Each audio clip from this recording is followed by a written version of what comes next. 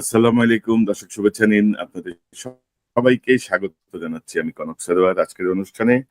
দর্শক ইতিমধ্যে আপনারা বুঝতে পেরেছেন যে বিডিআর যে স্বাধীন তদন্ত কমিশন বিডিআর বিদ্রোহের নামে যে হত্যাকাণ্ড সেটির উদ্ঘাটনে যেই স্বাধীন তদন্ত কমিশন গঠন করেছিল ডক্টর ইউনূস সরকার, তার রিপোর্ট জমা দেওয়া হয়েছে গত ৩০শে নভেম্বর। সেই রিপোর্টের কিছু খুঁটিনাটি বিষয় নিয়ে আমরা কথা বলবো, বিস্তারিতভাবে সার্বিক বিষয়গুলো নিয়ে আমরা কথা বলবো এবং এই বিষয়টি নিয়ে আজকে আমার সঙ্গে কথা বলতে যোগ দিচ্ছেন এই স্বাধীন বিডিআর এর তদন্ত কমিশনের প্রধান major general Alam Fazlur Rahman. Sir, আপনাকে স্বাগত জানাচ্ছি আজকের অনুষ্ঠানে। অনেক ধন্যবাদ আপনাকে।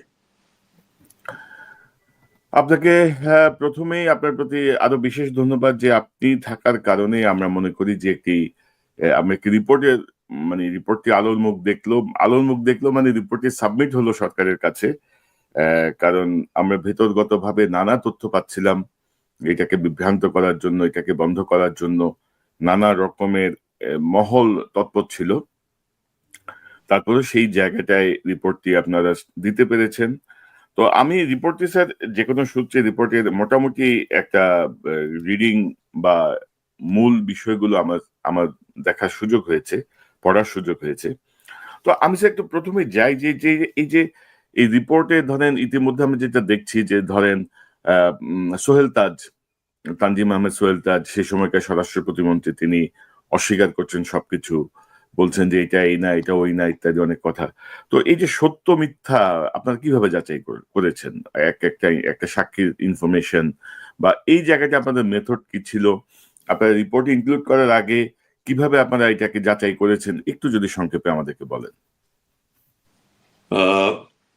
ডক্টর কনক সারোয়ার, আপনাকে অনেক ধন্যবাদ আমাকে আপনার এই স্বনামধন্য চ্যানেলে বিডিআর যে হত্যাযজ্ঞ হয়েছিল 2009 সালের 25 এবং 26শে ফেব্রুয়ারি তার উপরে বক্তব্য উপস্থাপনের জন্য। আমি প্রথমেই ধন্যবাদ জানাই আমাদের দর্শক শ্রোতাদের যারা আজকে আমাদের বক্তব্য শুনবেন, এবং আমি সবাইকে অনুরোধ করব যে এটা আপনাদের জন্য খুবই গুরুত্বপূর্ণ একটা বিষয় যেটা আপনারা এতদিন চেয়েছেন, যে এই যে বিডিআর হত্যাযজ্ঞ যেটা হয়েছিল এর একটা সুরাহা হোক। তো আমি প্রথমে ধন্যবাদ জানাবো আপনার অন্তর্বর্তী সরকারের প্রধান উপদেষ্টা ডক্টর ইউনূসকে, যে উনি এটা হতে দিয়েছেন, বাস্তবায়িত করেছেন। এটা যদিও সুপ্রিম কোর্টের অ্যাপিলেট ডিভিশনের একটা আদেশ ছিল, পরে স্বরাষ্ট্র মন্ত্রণালয়ের মাধ্যমে এটা কার্যকরী হয়। আমি ধন্যবাদ জানাই স্বরাষ্ট্র মন্ত্রণালয়ের মাননীয় উপদেষ্টা এবং অন্যান্য যারা আছেন, সচিব সহ, আমাদেরকে সর্বাত্মকভাবে সহযোগিতা করার জন্য, এবং অন্য সব মিনিস্ট্রি। তারপরে আপনার আর্মি, নেভি, এয়ারফোর্স, যেখানে যেভাবে আমরা চেয়েছি তাদের কাছ থেকে তথ্য, তারা আমাদেরকে সহযোগিতা করেছেন। আনসার, ভিডিপি, আপনার ফায়ার সার্ভিস, এদের সবার সহযোগিতা আমরা আন্তরিকতার সঙ্গে পেয়েছি। এবং বিশেষ করে আমি যে বাহিনীর কথা বলতে চাই সেটা হলো বিজিবি।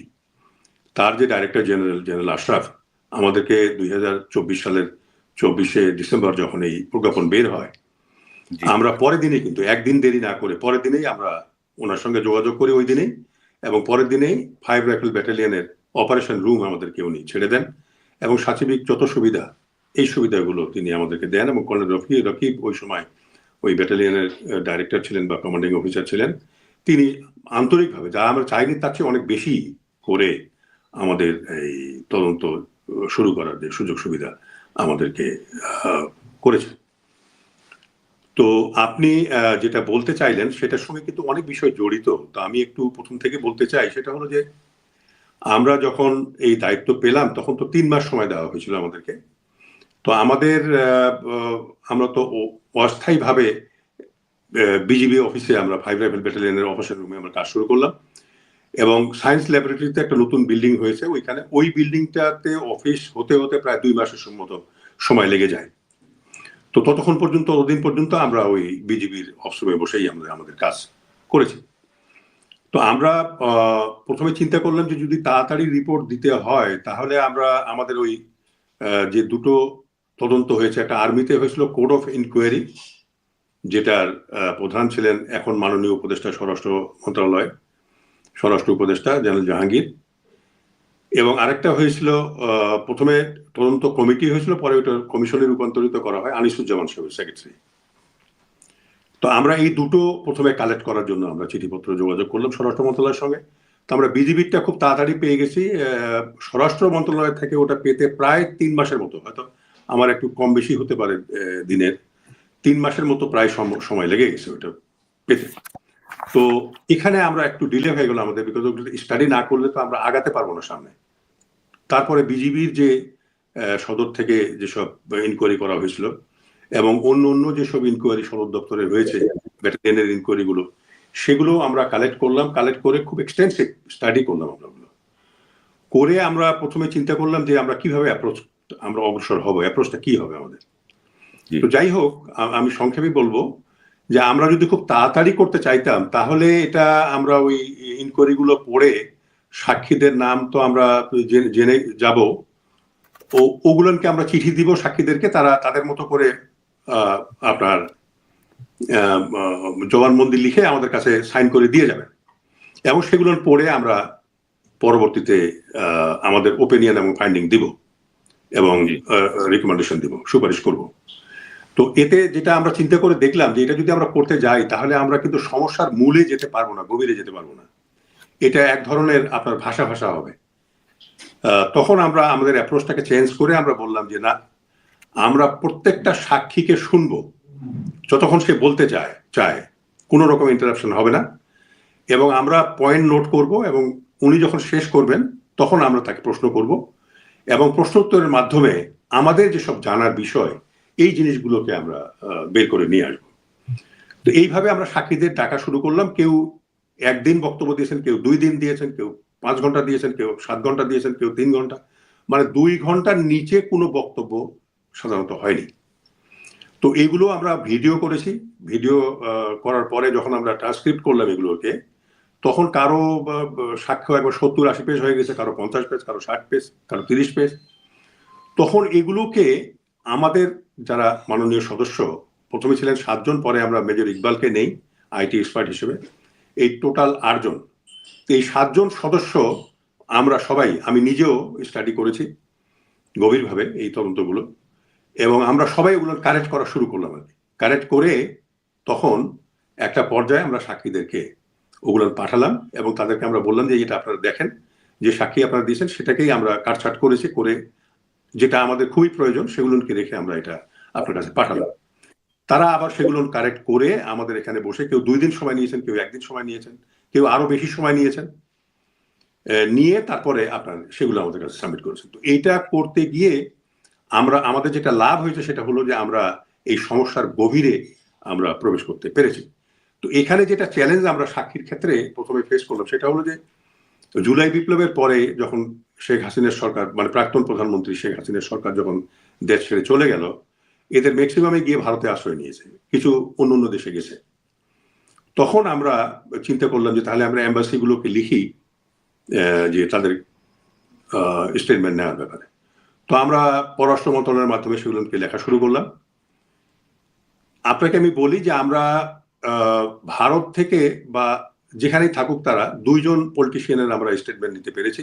একজন হলো মির্জা আজম, আর হলো নানক, এদেরটা পেয়েছি, আর অন্যগুলো আমরা পাইনি। আর আর্মির জেনারেল যারা, জেনারেল মঈন সহ আপনার ডিজিএফআই এবং অন্য যারা ক্যাপ্টেন পর্যন্ত যারা বিদেশে আশ্রয় নিয়েছেন, এখন আশ্রয় ওই অবস্থায় আছেন, তাদের সবার স্টেটমেন্ট আমরা পেয়েছি। তাদেরকে আমরা জুমে নিয়ে এসে অনলাইনে ইন্টারভিউ করেছি একাধিকবার। তো এখানেই আমাদের যে চ্যালেঞ্জটা ছিল সেটা আমরা মোকাবেলা করতে সক্ষম হয়েছি। তো আমরা দেখলাম যে আমাদের যেহেতু কোনো তথ্য এবং আলামত গুলো নাই, সব ধ্বংস হয়ে গেছে, নষ্ট হয়ে গেছে, তো তখন আমরা এটাকে ডিজিটালি মুভ করার জন্য আমরা সিদ্ধান্ত নিলাম যে না, আমরা ওই প্রমাণগুলোকে জোগাড় করতে হলে আমাদেরকে বিভিন্ন সংস্থার সঙ্গে, অর্গানাইজেশনের সঙ্গে আমাদের যোগাযোগ করতে হবে। সেটা 32 থেকে প্রায় 36টা অর্গানাইজেশনের সঙ্গে আমরা যোগাযোগ করেছি। তার মধ্যে আর্ম ফোর্সেস আছে, আর্মি, নেভি, এয়ারফোর্স, বিজিবি আছে, র্যাব আছে, তারপরে আপনার আনসার বিডিপি আছে, এরকম বিভিন্ন ডিজিএফআই, এনএসআই, পুলিশ সদর দপ্তর, এসবি, এগুলোর সঙ্গে আমরা যোগাযোগ করে আমরা সেই তথ্যগুলো আমরা কালেক্ট করা শুরু করলাম।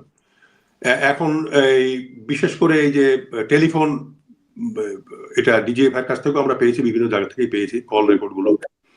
এগুলোকে যখন আমরা কনফার্ম করতে গেলাম ওই টেলিফোন কোম্পানিগুলোর সঙ্গে, তখন এরা অনেক সময় নিতে শুরু করলো। চিঠি লিখছে, উত্তর আসে না, 1 মাস 2 মাস হয়ে যায়। তারপরে তারা উত্তর দিল যে না, আমাদের কাছে নাই। তখন আমরা বললাম যে ওই সময় কারা কারা ছিল এখানে। তো বলছে যে যারা ছিল তারা তো অনেক আগেই তারা এখান থেকে চলে গেছে, ওদের ঠিকানা নেওয়া হলো। এইরকম আমরা অনেককে পার্সু করে তাদেরকে নিয়ে এসে স্যার, তাদেরকে নিয়েছি। এটা আমি দেখছিলাম স্যার, যে ধরেন অসহযোগিতার যে জায়গাগুলো, তার মধ্যে আপনি বলছিলেন যে স্বরাষ্ট্র মন্ত্রণালয়ের রিপোর্ট পাইতে কেন আপনাদের 3 মাস লাগবে, এরকম একটা সেন্সিটিভ ঘটনা রিপোর্ট। এটা তো আর মানে বস্তায় বস্তায় ভরে গোডাউনে ফেলে রাখার কথা না। এইটা আপনাদের কেন পেতে 3 মাস লাগবে, বা টেলকো কোম্পানিগুলো কেন 2 মাসের পরে উত্তর দিবে? এটা তো মানে 24 ঘন্টার মধ্যে তারা করসপন্ডিংটা করা উচিত ছিল। এবং আপনি যেটি বলছিলেন যে আলামত ধ্বংস হয়ে গিয়েছিল, এই আলামত ধ্বংসের দায় আপনার কার? ধরেন সে সময়কার যে দুটো তদন্ত কমিটি, আনিসুজ্জামান সাহেব তো আপনাদেরকে সহযোগিতাই করে নাই, উনি আসেই নাই, উনি কমিশনে সাক্ষ্যই দেয় নাই। তো জেনারেল জাহাঙ্গীর আলম চৌধুরী, যিনি স্বরাষ্ট্র উপদেষ্টা বর্তমানে, আহ, উম, এই দায়টা তো তার তার ছিল, তাই না? যে মানে আলামত গুলো কেন ধ্বংস হলো, কিন্তু আপনাদের সুপারিশে কিন্তু তার ব্যাপারে তেমন কিছু নাই, কিন্তু যে তিনি যে আলামত ধ্বংস না, করেছেন, আলামত তো আর উনি আলামত ধ্বংস করেননি। পরিবর্তন করতে পারেন ওনার নাই। কাছে কিছু আলামত ওনার কাছে জমা দেওয়া হয়েছিল, সেগুলো আর পরে পাওয়া যায়নি। উনি তদন্ত খুবই ভালো করেছেন, আমি বলবো। উনি যেহেতু আর্মি কোর্ট অফ ইনকোয়ারির প্রধান ছিলেন, তদন্ত কিন্তু খুব সুন্দরভাবে এবং সঠিকভাবে কিন্তু অগ্রসর হয়েছে। ওইভাবে আপনার সবকিছুই বের করা হয়েছে, কিন্তু রিকমেন্ডেশনে গিয়ে কিন্তু ওই ওই ওই স্ট্যান্ডটা আর রাখা সম্ভব হয়নি। এবং উনি ম্যাক্সিমামই আনিসুজ্জামানই বলেন বা উনি বলেন, ওখানে ওই বলছে ফার্দার ইনকোয়ারি নিডেড, আরো আরো আরো বিশদ তদন্ত দরকার, আরো বিশদ তদন্ত দরকার, এই ধরনের বক্তব্য দিয়েছেন। কিন্তু স্যার আপনাদের আপনাদের রিপোর্টে আপনারা জাহাঙ্গীর আলম সাহেবের বিষয়টা নিয়ে বলেছেন যে তিনি ফরমাইশি তদন্ত পরিচালনা করেছেন, ফরমাইশি মানে তদন্ত মানে পরিচালনা শেষের দিকে গিয়ে যখন রিকমেন্ডেশন গুলো উনি দিতে পারেন নাই যেভাবে দেয়া আমরা মনে করেছি, কমিশন সব সদস্য মনে করেছেন যেভাবে দেওয়া উচিত ছিল, সেভাবে উনি দেননি। তো ওইখানটাতে গিয়ে কিন্তু একটু কম্প্রোমাইজ হয়ে গেছে আর কি, এইটাই আমি বলবো। এবং তো সেগুলো স্যার আমরা তুলে ধরেছি সেভাবেই, তো স্যার তুলে ধরেছি, এবং তার এগেইনস্টে সাক্ষী আছে এবং আমাদের কাছে প্রমাণ আছে। বুঝতে পারছি স্যার। স্যার এই যে আপনাদের এই প্রসঙ্গটাতে আমি একটু আরেকটা, এটা একটু পরের দিকে আরেকটু শেষের দিকে গেলে ভালো হতো, কিন্তু আমি প্রথমেই এই বিষয়টা আনতে চাই, যেহেতু চলে আসছে। ধরেন আমি যদি আপনাদের এই যে নিয়োগের যে গেজেট, সেই গেজেট অনুযায়ী আমি যদি বলি যে সেখানে আপনাদেরকে আসলে হাত পা বেঁধে একটা জায়গায় আহ, রাখা হয়েছে, সেটা হচ্ছে ধরেন সেখানে বলা হচ্ছে যে আহ, সড়ক উদ্ঘাটন, প্রকৃত ঘটনা ইত্যাদি, কিন্তু মূল যে জায়গাটা, যে ঘটনায় রুজুকৃত 2টি মামলায় অভিযুক্ত ব্যক্তিবর্গ ব্যতীত, এটা বলে আমার মনে হয়েছে যেন আপনাদের স্কোপ অফ ওয়ার্ককে সীমিত করা হয়েছে। এবং আপনি যদি আপনি যদি বলেন, আমি যদি বলি আপনাকে, ধরেন এই যে ফরমাইশি তদন্ত, বা ধরেন উম আহ, অনেক কিছুই ধামাচাপা দেওয়া হয়েছে, তো তারপরে আপনাদের রিপোর্টে আপনারা এই যে যারা সাজাপ্রাপ্ত বা দণ্ডপ্রাপ্ত প্রায় 850 জন এখনো কিন্তু কারাগারে আছেন। কিছু মোট অভিযুক্ত 850 জন, কিছু জামিন পেয়েছেন, কিছুই আছে। এখন আপনাদের রিপোর্টে আছে যে কিলার গ্রুপের সংখ্যা হচ্ছে 20 জনের মতো। আপনাদের রিপোর্টেই আছে যে কিলার গ্রুপের সংখ্যা 20 জনের মতো। তো সেখানে ধরেন 850 মানুষকে অভিযুক্ত করা, আমি বলছি না যে বিরিয়ার ধোয়া তুলসী পাতা, হয়তো এদের মধ্যে থেকেও ধরেন 50, 100 জন, 150 জন হয়তো ওই কিলার গ্রুপের সঙ্গে যুক্ত ছিল, মানে তারা ষড়যন্ত্রের সঙ্গে যুক্ত ছিল। তো কিন্তু আপনারা এই যে নিরীহ মানুষগুলো, যারা এই যে 16 বছর 17 বছর ধরে কারাগারে বন্দী, তাদের ব্যাপারে আপনারা তো একটা তো রিকমেন্ডেশন দিতে পারতেন, যে এই দণ্ডগুলো স্থগিত করে পুনরায় ইয়ে করা হোক, বা তাদেরকে জামিনের ব্যবস্থা করা হোক। কারণ অলরেডি আপনাদের একটা ফাইন্ডিংস কিন্তু সামনে আছে, যেখানে আওয়ামী লীগ যুক্ত, ভারত যুক্ত, একটা কিলার গ্রুপ যুক্ত। তো সেই জায়গাটার কিছু আমরা আপনাদের রিপোর্টে পাই নাই, একটু কি জি বুঝিয়ে জি বলবেন? জি, এটা আপনাকে বলে একটু সময় লাগবে আমাকে বলতে। জি প্লিজ স্যার। এই তদন্তটার মানে তাদের যে এই যে আনিসুজ্জামানের তদন্ত এবং জেনারেল জাহাঙ্গীরের তদন্ত, এই তদন্ত এবং আমাদের তদন্তকে যদি আপনি এক জায়গায় করেন, তাহলে এর দুটো দিক বের হয়। জি একটা হলো এখন পর্যন্ত যাদের বিচার হয়েছে তারা হলো সৈনিক, জি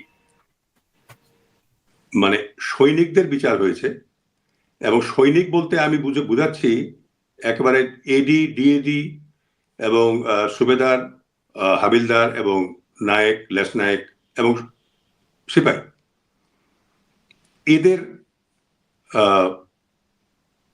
মানে বিচার হয়েছে, এদের তদন্ত হয়েছে, বিচার হয়েছে। এর বাইরে কিন্তু কারো কোনো বিচার হয়নি। জি স্যার। সরস্বত, আপনি ফিরে আসলে কি বলবো? জি, আমি শুনতেছি স্যার, আমি শুনতেছি। আচ্ছা, এভরিথিং কন্টিনিউ। জি এদের বাইরে কিন্তু কারো বিচার হয়নি। আমরা যেহেতু আমাদেরকে ওই বিষয়গুলোতে, যেহেতু সাব জুডিস আছে, এটা সুপ্রিম কোর্টে অ্যাপিলেট ডিভিশনে আপিলে আছে এগুলো, কাজে এগুলোতে আমাদের হস্তক্ষেপ করতে নিষেধ করা হয়েছে। এইটার একটা যুক্তি আছে, আমি আপনাকে বলি। আমরা কেস ডকুমেন্ট কিন্তু কালেক্ট করেছি, কেস ডকেট যেটা কালেক্ট করেছে হাজার হাজার পৃষ্ঠা, জি হাজার হাজার পৃষ্ঠা। এর জন্য আমরা 2 জন এডিশনাল এসপি, ক্রিমিনাল লতে এক্সপার্ট, তাদেরকে আমরা পরামর্শক হিসেবে নিয়োগ দিয়েছিলাম। এরা সেটা পর্যালোচনা করেছে এবং চার্জশিট গুলো পর্যালোচনা করেছে।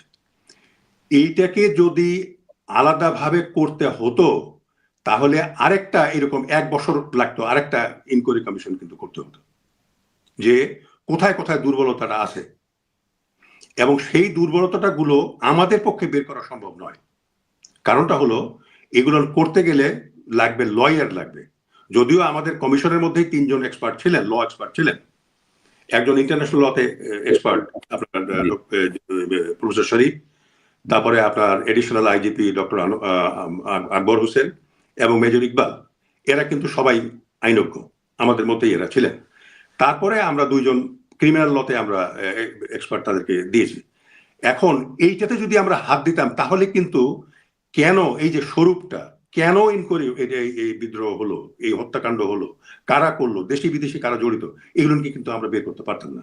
না স্যার, আমার প্রশ্নের জায়গাটা, আমার পর্যবেক্ষণের জায়গাটা ভিন্ন। যে ধরেন আপনাদের রিপোর্টে যখন আসছে যে কিলার গ্রুপের সংখ্যা 20 জনের মতো, এবং তারা বাইরে থেকে একটা গ্রুপ আসছিল এবং তারা হিন্দি ভাষী ছিল, তারা ইংরেজি, হিন্দি এবং হয়তো কলকাতার বাংলায় কথা বলছিল, এই বিষয়গুলো আপনার রিপোর্টে আছে।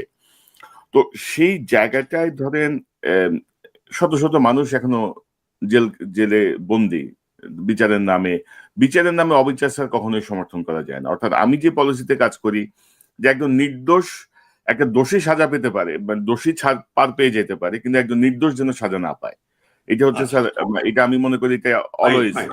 তো সেই জায়গাটায় আপনারা স্যার, আপনাদের সীমাবদ্ধতা আছে, আপনাদের হাত পা বেঁধে দেওয়া হয়েছে এই জায়গাটায়, বা অনেক ইয়ে ছিল।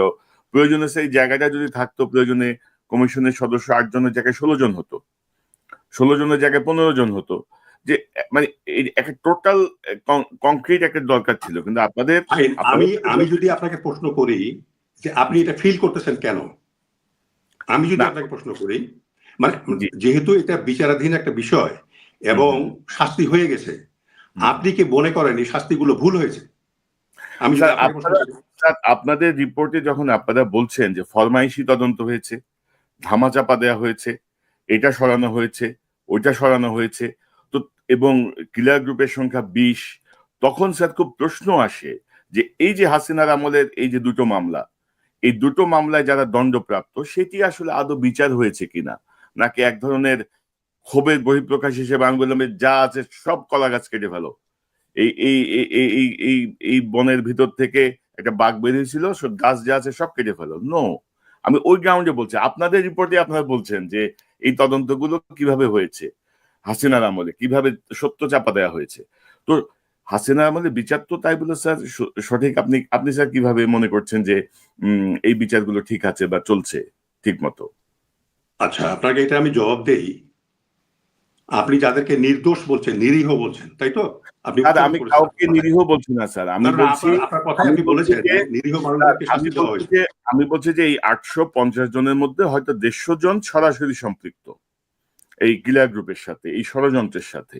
কিন্তু আমরা যে স্টোরিগুলো দেখছি, যে ছুটিতে ছিল, বিয়ে করতে গেছে, সে আসছে, তারও 17 বছর ধরে সে জেলে আছে। মানে কোনো কিছুরই কোনো মানে শুনি শুনি মানে মানে গড়ে বিচারটা হয়েছে আর কি, গড়ে বিচারটা না না, আপনাকে বলি জি আমরা অনেক বিডিআর সৈনিকের যারা শাস্তি খেয়ে ফিরে এসছেন তাদের আমরা বক্তব্য নিয়েছি, জবানবন্দি নিয়েছি, আমাদের কাছে আছে। জি এটা স্যার। একদিন না একদিন এগুলো বের হবে, তাদের জবানবন্দি রেকর্ড করা আছে। আপনি আশ্চর্য হবেন, পিলখানায় যেদিন হত্যাযজ্ঞ চলছে একজন সৈনিক বলছে আমি ঘুমাচ্ছিলাম সারা রাত, আমি জানি না কি হয়েছে। আরেকজন সৈনিক বলছে যে আমার ওদিন ডায়রিয়া হয়েছিল, আমি কিছুই জানি না কি হয়েছে এখানে। আপনি কি গুলির শব্দ শোনেন নাই? অনেকবার প্রশ্ন করার পরে বলছে হ্যাঁ একটা দুটা বোধহয় শুনেছি। আপনি ব্যাপারটা বুঝেছেন? এখন আপনার কথাটার জবাব আমি দেই। যখন একটা বিদ্রোহ হয় সেইখানে যারা বিদ্রোহের বিপক্ষে দাঁড়ায় এইরকম 3 জনকে গুলি করে হত্যা করা হয়েছে, 2 জনকে গুলি করে হত্যা করা হয়েছে। একজন হলেন সুবেদার নুরুল ইসলাম, তিনি এটার বিরুদ্ধে দাঁড়িয়েছিলেন যে এটা ঠিক নয়, এটা তোমরা বন্ধ করো। তাকে শাহাদত শহীদ করে দেওয়া হয়েছে গুলি করে, সেটা আগেই সরকার এটাকে শহীদ হিসেবে গ্রহণ করেছেন। এইবার আমরা তদন্ত করতে গিয়ে দেখলাম একজন সৈনিককে বেলট দিয়ে খুঁচিয়ে হত্যা করেছে এই বিদ্রোহীরা এবং আরেকজনকে গুলি করেছে। এদেরকে আমরা শহীদ হিসেবে গণ্য করবার জন্য আমরা সুপারিশ করেছি। এখন প্রশ্ন হলো, যেখানে 7 থেকে 8 হাজারের মতো সৈনিক ওই সময় পিলখানায় ছিল যখন বিদ্রোহটা হয়, এর বাইরে একটা সৈনিককে আমরা পাইনি যারা রুখে দাঁড়িয়েছে এই বিদ্রোহের বিরুদ্ধে। আপনি বলেন যে 20 জন ঠিক আছে, কিলার গ্রুপ আসছিল, ওর সঙ্গে আরো 20 জন সৈনিক বিডিআর এর যোগ হয়ে 40 জন মিলে এই অফিসারদেরকে হত্যা করেছে। আপনি একটা সৈনিককে দেখান যে এই হত্যাকারীদেরকে প্রতিরোধ করবার জন্য অফিসারদের পক্ষে হয়ে দাঁড়িয়েছিল হাতিয়ার নিয়ে, তাদের কাছে তো হাতিয়ার ছিল। তার মানে ওই সময় 7 থেকে 8 হাজার সৈনিক যারা ওখানে ছিল তারা কেউ রেজিস্ট করে নেই, যে 3 জন করেছে 3 জন প্রাণ দিয়েছে। তাহলে এদেরকে আপনি নির্দোষ বলবেন কি করে? না কিন্তু ধরেন স্যার, আহ, আমরা যেটা আপনাদের রিপোর্ট এবং বিভিন্ন সময় যে রিপোর্ট আমরা দেখলাম যে অস্ত্র তাদের হাতে ছিল না, অস্ত্র তারা হচ্ছে দরবার হলের পরে যে কোড ভেঙে তাদের হাত বিদ্রোহীরা অস্ত্র নিয়েছে। নর্মাল সৈনিকদের কাছে কি স্যার অস্ত্র থাকে অলওয়েজ? তারা তো ক্যারি করে না, এটা কোথে থাকে। এবং অধিকাংশই ধরেন স্যার ঢাকার বাইরে থেকে আসা, কিন্তু ওই যে বিডিআর সপ্তাহ উপলক্ষে। তো যাই হোক, এখন আমার আমার প্রশ্নটা হচ্ছে যে যে আপনারা যেখানে বলছেন যে তদন্ত হয়েছে, ফরমাইশি অনেক কিছু ধামাচাপা দেওয়া হয়েছে, সেই জায়গাটি আরেকটু সুনির্দিষ্টভাবে আপনারা যদি বলতেন যে এই সাজা যেগুলো আছে এগুলো দণ্ড স্থগিত রেখে পুনরায় তদন্ত করা হোক, স্পেসিফিক এই এই যে কয়জন এখনো বন্দী আছে তাদের ব্যাপারটা। যেহেতু এটা মোটামুটি স্যার বড় থেকে ছোট হইতে হইতে একটা জায়গায় এসে পড়ছে। এখন ধরেন বিডিআর এর যারা সাজা সাজা খেটে বের হয়ে গেছে, যারা বেকসুর খালাস হয়েছে, এরকম অনেকেই সাক্ষ্য দিতে পারবে যে আদৌ সে অভিযুক্ত কিনা, আদৌ সে অপরাধী কিনা, সেগুলো হয়তো যাচাই করা সম্ভব এই মুহূর্তে। দেখেন, আমি আপনাকে বললাম যে আমরা অনেক সৈনিকের বক্তব্য নিয়েছি, কেউ বলেনি যে আমি দোষী। কাউকে দোষ করতে দেখেছে বলে নেই, কাউকে গুলি করতে দেখেছে বলে নেই, কাউকে খুন হতে দেখেছে বলে নেই, বের করতে পারিনি। আমরা ভলেন্টিয়ার হয়ে সাক্ষী দিতে আসছে। স্যার আমরা অনেক বিষয় জানি, আমরা তদন্ত দিব। সে 10 জন 15 জন 20 জন মিলে একসঙ্গে আসছে। আমি স্যার আপনারা আসেন, বলেন ওই একই কথা, আমরা চাকরি স্যার ফিরে পাবো, আমরা তো স্যার নির্দোষ, আমরা স্যার কিছুই জানি না। তা আপনি তো পিলখানায় ছিলেন, বলে স্যার আমি ঘুমাচ্ছিলাম, আমার স্যার ডায়রি হয়েছিল স্যার, আমি তো ওই বাথরুমে গেছি আর আসছি, আমি গুলির শব্দ অন্য কিছু স্যার শুনি নাই, ঘরের মধ্যে তো এগুলো শোনা যায় না। আমরা স্যার আপনি কি কাউকে গুলি করতে দেখেছেন? না স্যার কাউকে গুলি করতে দেখিনি। এ সবারই বক্তব্য একই রকম।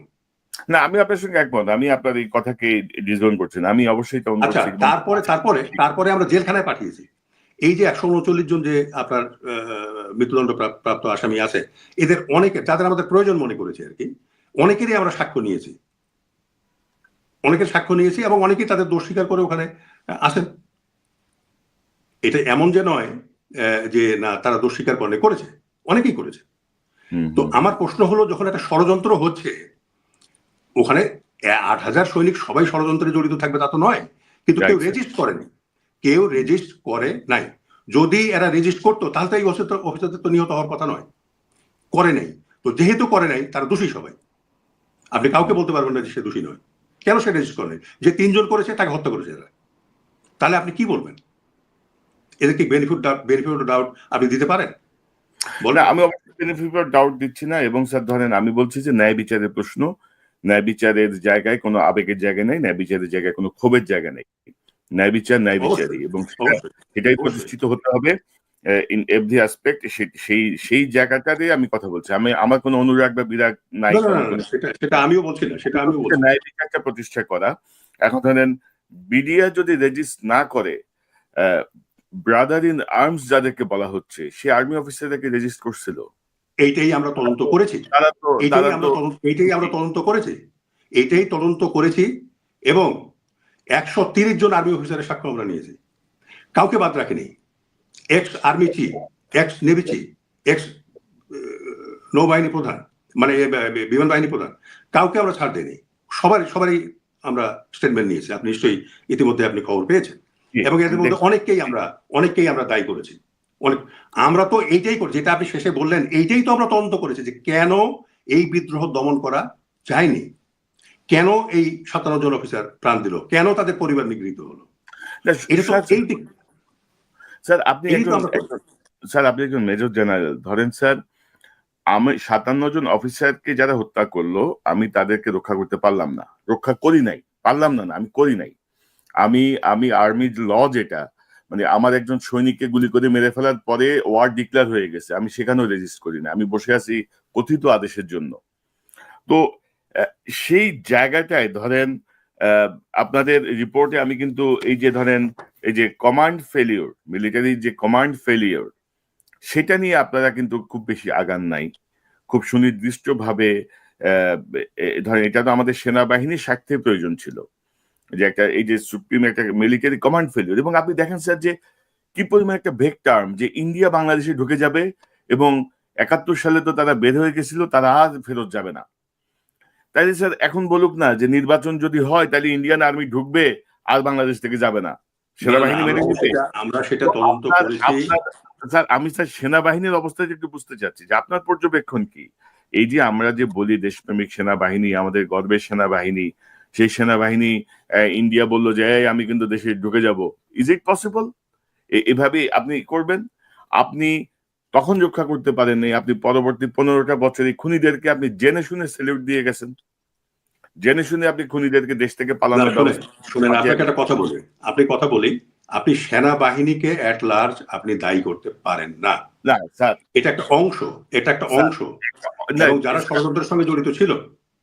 স্যার, আমি আমি আমি আমি আমি দুঃখিত যে আমি আপনাকে বুঝাতে পারছি না। আমি সেনাবাহিনী ডাজন্ট মিন যে ফুল সেনাবাহিনী।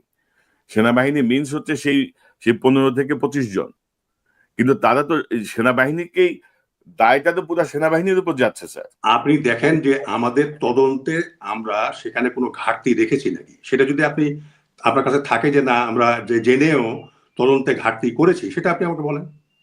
না বলবো। আমি স্যার জানতে চাচ্ছিলাম যে স্যার এই যে ধরেন সুপ্রিম যে মানে আর্মির যে কমান্ড ফেলিয়ারটা, এই ফেলিয়ারটার জায়গাটায় আপনারা ধরেন সিনা ইবনে জামালি সাহেব আছেন, তখনকার সিজিএস, সবাইকে একুশ করেছি আমরা। সিনিয়র জামালি 21 তাকেও একুশ করা হয়েছে, সেনাবাহিনী প্রধানকে একুশ করা হয়েছে।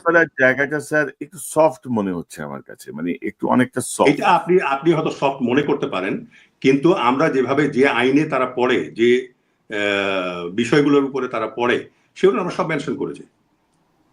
স্যার কিন্তু আপনারা তো স্যার চাইলে আর্মি অ্যাক্ট এবং সিআরপিসির ধারা উল্লেখ করে তাদের বিরুদ্ধে ব্যবস্থা নিতে বলতে পারতেন, কিন্তু সেটা না করে আপনারা আমরা শোনেন, এটা আমরা ওখানে বলেছি যে এটা সামরিক সমস্যা ছিল। আপনি দেখেন বিভিন্ন জায়গায় বলা আছে এটাকে পলিটিক্যাল ডিসিশন নেওয়া হয়েছে এবং সেটা ভুল হয়েছে, এবং এই ভুলের খেসারত হিসেবে 57 জন অফিসার প্রাণ দিয়েছেন। ব্যাপারটা বুঝছেন আপনি? আমরা কোথাও কোনো ঘাটতি রাখিনি।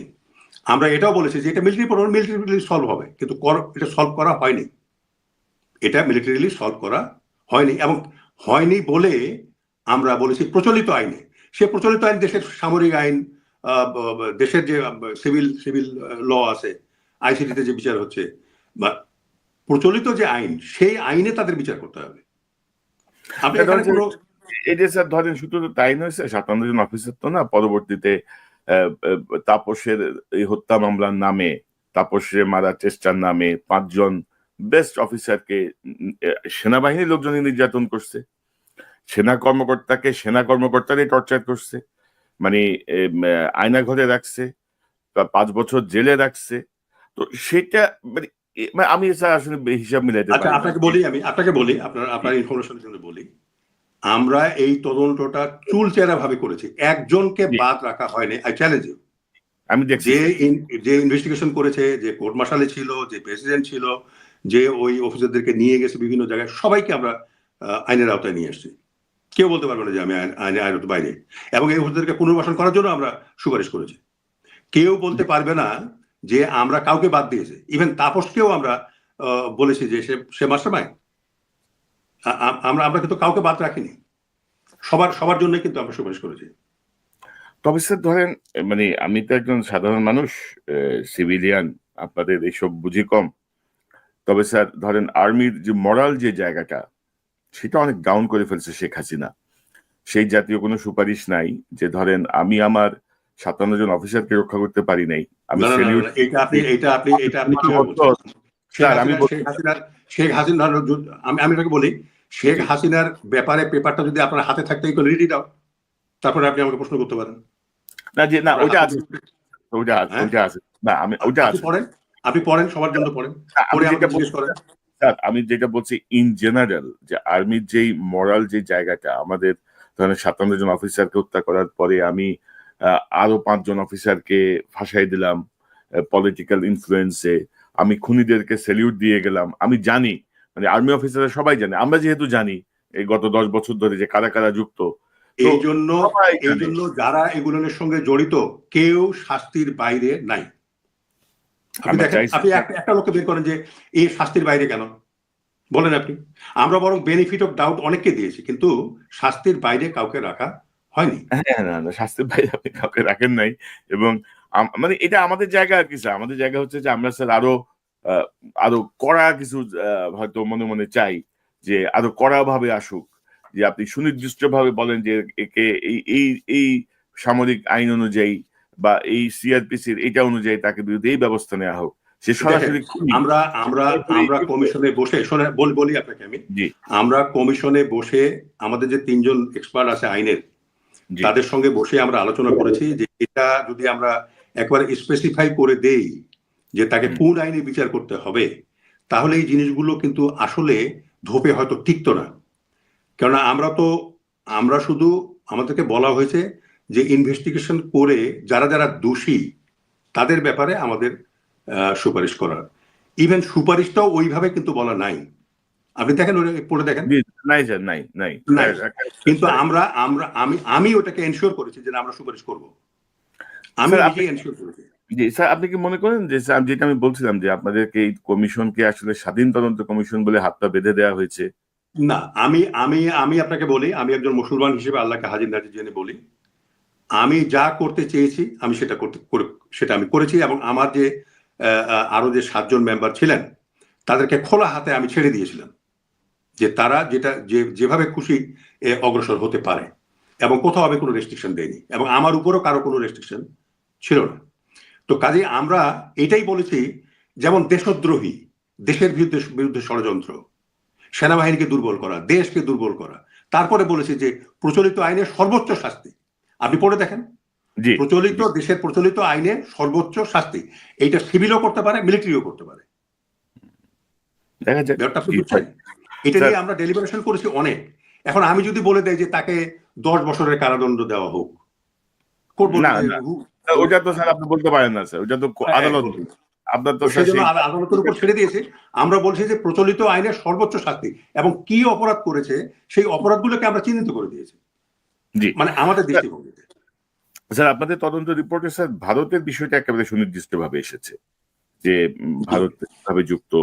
তো এখন স্যার ধরেন আমরা লক্ষ্য করছিলাম যে এই রিপোর্টটা পাবলিশ হওয়ার পর থেকে এ পর্যন্ত ভারতের কোনো প্রতিক্রিয়া আমরা পাইনি, মানে তারা অনেকটা মুখে কলু পেটে বসে আছে। তো এখন যেহেতু স্যার একটা পার্শ্ববর্তী রাষ্ট্রের ইন্টারফেয়ারেন্স ছিল এই 57 জন সেনা কর্মকর্তা হত্যায় বাংলাদেশের ভেতরে, তাদের এজেন্ট পাঠিয়ে বা কমান্ডো পাঠিয়ে, তো এটা আন্তর্জাতিক পরিমণ্ডলে আমরা কিভাবে নিতে পারি বা এটা আন্তর্জাতিক আদালতে নেওয়া যায়? এটা আমরা এই সংক্রান্ত কোনো সুপারিশ কিন্তু আমি আমি আমি লক্ষ্য করি না, আমি জানি না না না আছে না না, কিনা। এটা আছে। ভারত কিভাবে জড়িত যদি আপনি জানতে চান তাহলে আমি বলবো। আর আমরা বলেছি সরকার সিদ্ধান্ত নেবে। আমরা প্রথমে একটা রিকমেন্ড করতে চেয়েছিলাম, সেটা হলো যে ডিপ্লোম্যাটিক চ্যানেলে এটার ব্যবস্থা নেওয়া। পরে আমি নিজেই বলেছি যে না, আমাদেরকে সরকারকে বলতে হবে এবং সরকার যেভাবে চায় সেভাবে করতে পারবে, এবং আন্তর্জাতিক আদালতে যদি সরকার যেতে চায় যাবে। আমরা কিন্তু সেটা সরকারের উপরে ছেড়ে দিয়েছি, ভারতের বিরুদ্ধে কি ব্যবস্থা গ্রহণ করা হবে। এখন আমি তো আর দেশবাসীর উপর ছেড়ে দিতে পারবো না, না না না, দিতে হবে তো সরকারের উপরে। তা আমি সরকারকে বলেছি যে সরকার যেভাবে চায় সরকার সেভাবে ব্যবস্থা নেবে। এখন sir, for the future Bangladesh আপনি কি মনে করেন, মানে এই জায়গাতে আমরা কি করতে পারি, যেহেতু আপনি এটা নিয়ে কাজ করছেন, আন্তর্জাতিক আদালত বা আন্তর্জাতিক আইন বা সবকিছু মিলিয়ে এই যে ইন্টারভেনশন, এটা থেকে আমরা কিভাবে আমাদের দেশকে রক্ষা করতে পারি? আপনার দেখেন, আমি ওই চেয়ারে বসে প্রথম যে জিনিসটা রিয়েলাইজ করেছি, আমার মেম্বার যারা ছিলেন তাদেরকে বলেছি, আপনাকেও আজকে বলি, আমি ওখানে বসে যে জিনিসটা আমি রিয়েলাইজ করেছি সেটা হলো যে পলাশির পুনরাবৃত্তি হয়েছে পিলখানায়। পলাশি যে 1757 খ্রিস্টাব্দে পলাশির প্রান্তরে নবাবের সৈনিকরা দাঁড়িয়ে থাকলো, আর এই 300 সৈনিক নিয়ে প্লাস মাইনাস লর্ড ক্লাইভ বাংলাদেশের স্বাধীনতা হরণ করে নিল। 1000 গুণ বেশি শক্তি নিয়ে আমাদের আর্মি চারিদিকে দাঁড়িয়ে থাকলো 2 দিন 2 রাত, 25, 24 এবং 25, মানে 25 এবং 26শে ফেব্রুয়ারি। এরা একটা ইউনিট যদি ঢুকতো, একটা, যে র্যাব প্রথমে পৌঁছে গেছিল ওখানে 300 সৈনিক নিয়ে, তারা যদি ঢুকতো, এবং র্যাবের ম্যান্ডেট আছে ঢুকবার, কিন্তু তারা ঢোকেনি, তাদের এডিজি নাকি বলে দিয়েছে যে ঢোকা চলবে না। এখন আমার প্রশ্ন হলো, অফিসাররা কমান্ড করে সৈনিকদেরকে, তো বিডিআর ওই সময় সৈনিকদেরকে কমান্ড করার জন্য কোনো অফিসার ছিল না। কাজে একদিক থেকে যদি আর্মি ঢুকতো তাহলে ওদিক থেকে অন্য দিক থেকে কিন্তু এই সৈনিকরা সব পালিয়ে যেত। কিন্তু সেখানে আমরা দেখলাম যে কেউ ঢুকলো না, এবং যেভাবে তারা অত্যাচার করতে চেয়েছে এই আমাদের অফিসারদের উপরে এবং তার পরিবারদের উপরে, সেভাবে তারা অত্যাচার করেছে। এটাই হলো ষড়যন্ত্র, এইটাই ষড়যন্ত্র করেছে। তো আমি বলেছি, যদি পিলখানা হত্যাকাণ্ডের বিচার না হয় তাহলে ভবিষ্যতে সারা বাংলাদেশ পলাশি হবে, পিলখানা হবে। আমাদের সৈন্যবাহিনী দাঁড়িয়ে থাকবে আর বিদেশি শক্তি এসে আমাদের স্বাধীনতা হরণ করে নিয়ে যাবে। কাজে দেশবাসীকে আমি আজকে আহ্বান জানাবো, আপনারা রাস্তায় নামেন, এই সরকার হোক বা পরবর্তী সরকার হোক, বিচার করতে বলেন যদি বাংলাদেশকে স্বাধীন দেখতে চান। আমি ওখানে বসে আমার যারা কমিশনের মেম্বার ছিলেন, সম্মানিত মেম্বার ছিলেন, তাদেরকে বলেছি আমাদের এই 8 জনের উপরে নির্ভর করতেছে ভবিষ্যতে বাংলাদেশ স্বাধীন থাকবে কি থাকবে না। আমরা যদি ফেল করে যাই, এই জন্য আপনি দেখবেন আমরা কাউকে ছাড় দেইনি। এবং আমি আপনার মাধ্যমে বলতে চাই সরকারকে যে আমাদের এই তদন্ত প্রতিবেদন স্টাডি করবার জন্য একটা এক্সপার্ট কমিটি গঠন করা হোক, যেটা আপনি বলছেন, যে এক্সপার্ট কমিটি গঠন করা হোক। সেখানে সুপ্রিম কোর্টের আইনজ্ঞ থাকবে, অবসরপ্রাপ্ত বিচারপতি থাকবেন, সেখানে সেনাবাহিনীর লোক থাকবে, সেখানে সিভিল সোসাইটির লোক থাকবে, আমাদের কমিশনেরও হয়তো 1-2 জন সদস্য সেখানে থাকতে পারে। এই নিয়ে আপনার সেনাবাহিনীর যারা সার্ভিং অফিসার আছে তারাও থাকতে পারে, নিয়ে রিটায়ার্ড অফিসার থাকতে পারে। একটা এক্সপার্ট কমিটি করে শুধু যে আমরা যাদেরকে সুপারিশ করেছি তা নয়, ফাইন্ডিংসে যাদের নাম আসছে, আরো যদি নাম আসে আমি বলবো তারা আরো রিকমেন্ড করতে পারেন পরিধিটাকে বড় করার জন্য। কাজেই কারণটা হলো যে এটার উপর নির্ভর করছে ভবিষ্যতে আমরা স্বাধীন থাকবো কি থাকবো না। কেননা আমরা যদি এখানে ফেল করে যাই তাহলে সারা বাংলাদেশ কিন্তু পলাশি হয়ে যাবে, সারা বাংলাদেশ পিলখানা হবে।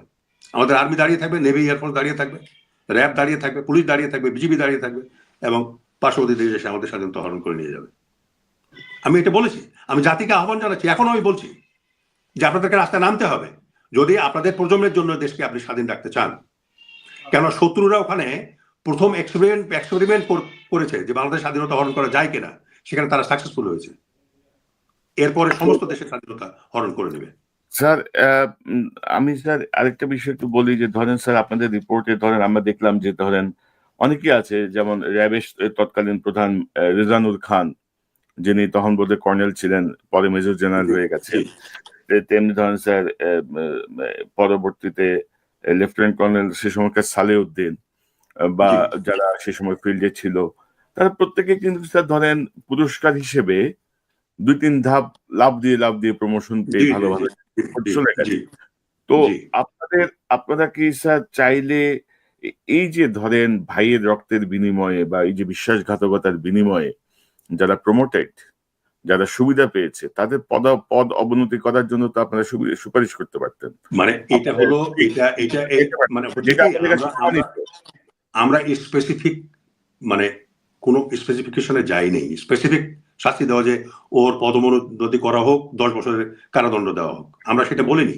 আমরা বলছি প্রচলিত আইনের সর্বোচ্চ শাস্তি সবার জন্য আমরা এটি বলেছি প্রচলিত আইনে সর্বোচ্চ শাস্তি তার জন্য নিশ্চিত করা হোক। না মানে এটা সামাজিক সরকার অপরাধের দেখবেন। ক্ষেত্রে আপনারা এই জাতীয় বিষয়টা আনতে পারতেন। তাইলে স্যার ভবিষ্যতে অনেকে সতর্ক হইতো। যে এখন হয়তো আমি মেজর না জেনারেল হয়ে যাব।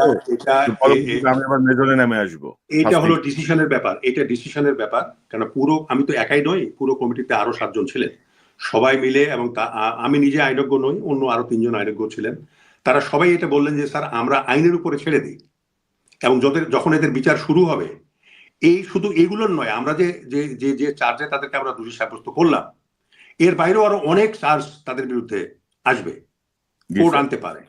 আনতে পারে তো তখন আমি বললাম যে তাহলে আমরা এটাই করি যে দেশের প্রচলিত আইনের সর্বোচ্চ শাস্তি তাকে দেওয়া হোক যেমন মনে করেন ষড়যন্ত্র এর শাস্তি তো যাবজ্জীবন কারাদণ্ড এরকম অনেককে আমরা ষড়যন্ত্র করতে আমরা সম্পৃক্ত পেয়েছি তো এই জন্য আমি বলি যে একটা এক্সপার্ট কমিটি গঠন করে এটাকে পুনর্মূল্যায়ন করা আমরা যে রিকমেন্ডেশন দিয়েছি এইটাই যে একেবারে শেষ কথা এটা তো শেষ কথা হওয়া উচিত নয় আমি তো পরিধি বাড়াতে বলছি স্যার আমি যেন আপনার স্যার আপনি যে রিকমেন্ডেশন গুলো দিয়েছেন I am very G happy with that recommendations.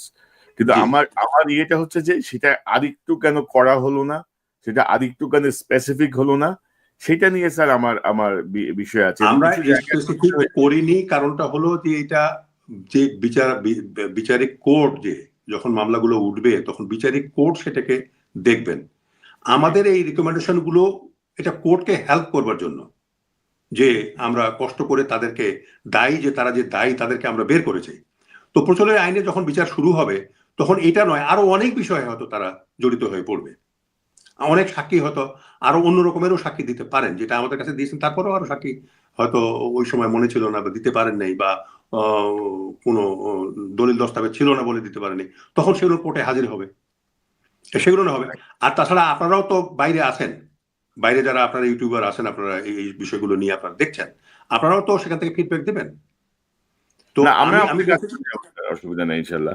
তো আমার হ্যাঁ স্যার আরেকটা বিষয় হচ্ছে যে স্যার ধরেন এই যে এই মুহূর্তে ধরেন জেলে আছে কর্নেল ফারুক খান, জিয়াউল হাসান, যাকে আপনারা বলছেন যে সাক্ষীদেরকে গুম এবং হত্যার অভিযুক্ত, তারপরে মাহবুব আরা গিনি, তাদের সঙ্গে কি আপনারা কথা বলেছিলেন, তাদেরকে জি তলব কথা বলেছি করেছেন? কথা বলা হয়েছে জি জি জি জি জি জি সবার তো তাদের সবার এই তাদের যাদের আমরা দোষী সাব্যস্ত করেছি তাদের সবার সঙ্গে আপনার যোগাযোগ করা হয়েছে মানে একের অধিক সাক্ষী আছে শুধু একজন সাক্ষী নয় হয়তো প্রশ্ন কেউ করতে পারে যে একজন সাক্ষীর উপর ভিত্তি করে আপনি মতামত দিলেন একের অধিক সাক্ষী তাদের সম্পর্কে পাওয়া গেছে পেয়ে তারপরে আমরা আমাদের মতামত ঠিক করেছি আমি আবার আপনাকে বলি আপনার মাধ্যমে যখন বিচার শুরু হবে জি তখন আরো অনেক বিষয় বড় বড় বিষয় আর থেকে হয়তো আমাদের কাছে সেগুলো রিভিলও হয়তো হয়নি সেগুলো বিষয় সামনে আসবে আপনারা তো আসেনি আপনারা তো ইনভেস্টিগেশন করবেন এবং ওই তদন্ত রিপোর্টগুলোর উপরে যখন এটা পাবলিক হয়ে যাবে সরকার করবে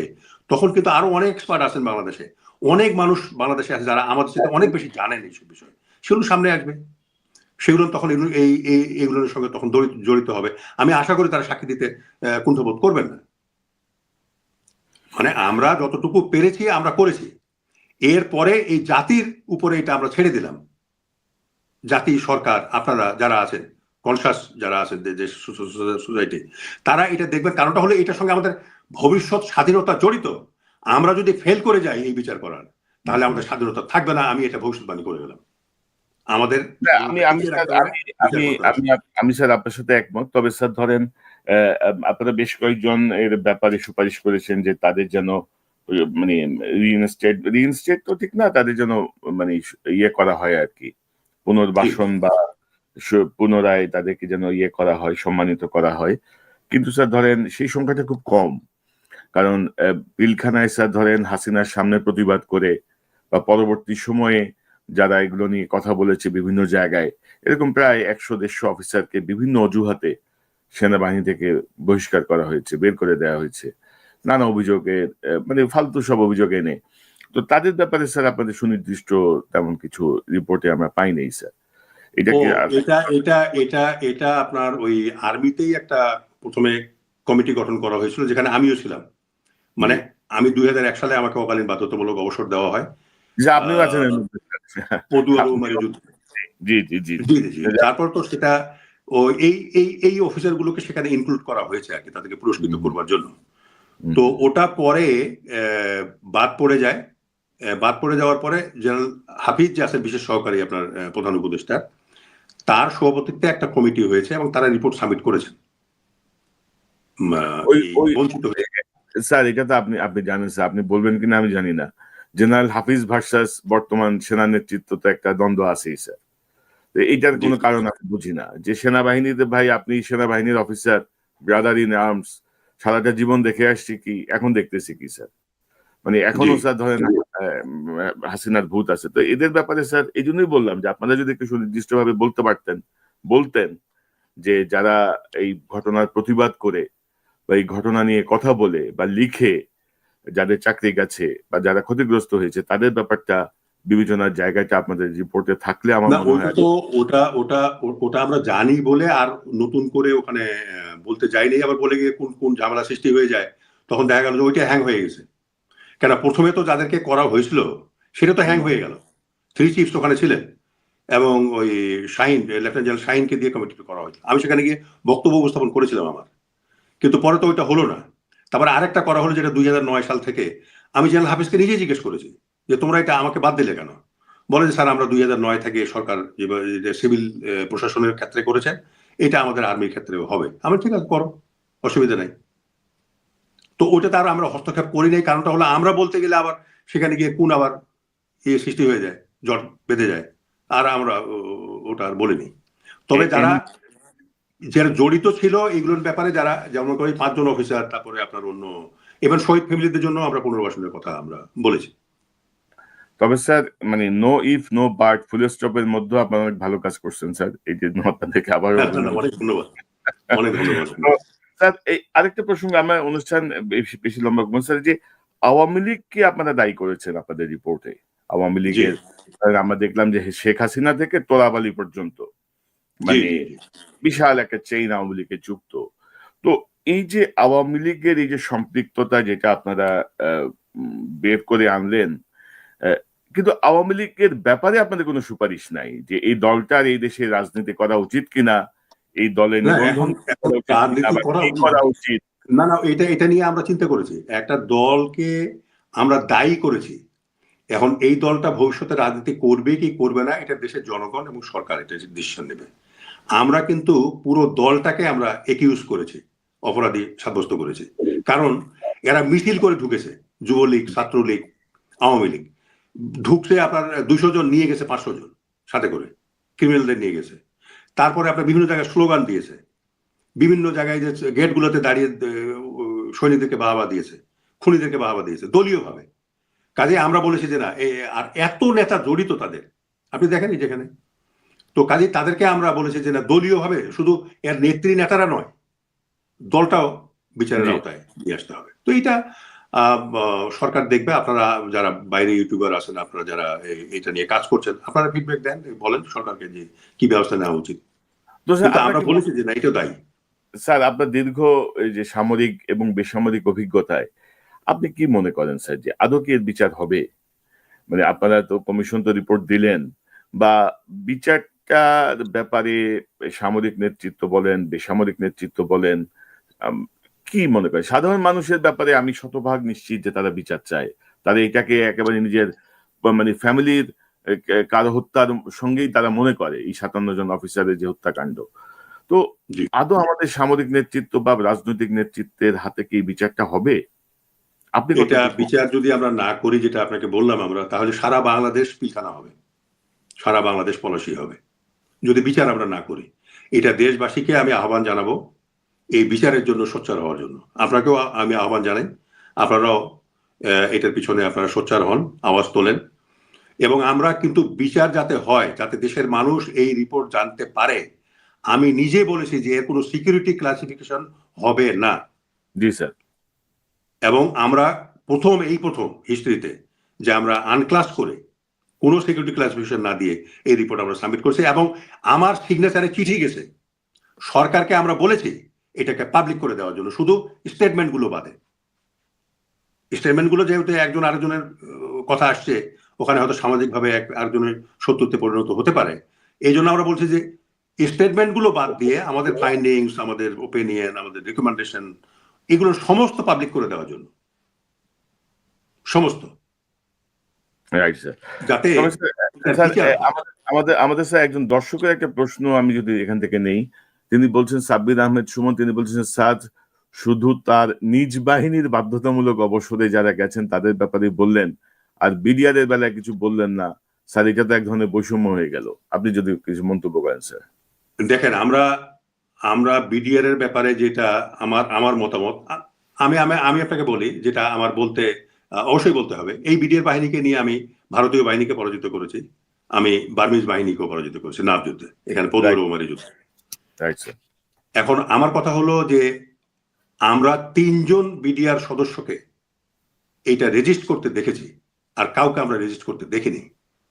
তো কাজেই সেদিক থেকে বিডিআর এর সব সদস্যই, যেটাকে আইনে বলে অ্যাবেটমেন্ট, একটা মানে করা, বিদ্রোহকে এক ধরনের মানে আশ্রয় দেওয়া, প্রশ্রয় দেওয়া, সেটা কিন্তু করেছেন। তো এই দোষে কিন্তু বিডিআর এর সব সদস্য কিন্তু দোষী, কেউ বলতে পারবে না যে আমি নির্দোষ। হ্যাঁ, রেজিস্ট করা উচিত ছিল, যারা কিল করতেছিল অফিসারদেরকে তাদের পাশে দাঁড়িয়ে এই কিলারদেরকে মেরে ফেলা উচিত ছিল, কিন্তু কেউ কিছু করে নাই, কেউ কিছু করে নাই, এটা করা উচিত ছিল। এখন আপনি বললেন যে একজন বলছে আমি ছুটিতে ছিলাম, তার তখন কাজ ছিল নিকটবর্তী বিডিআর হেডকোয়ার্টারে গিয়ে রিপোর্ট করা, তার ছুটি কাটানো উচিত ছিল না বাড়িতে?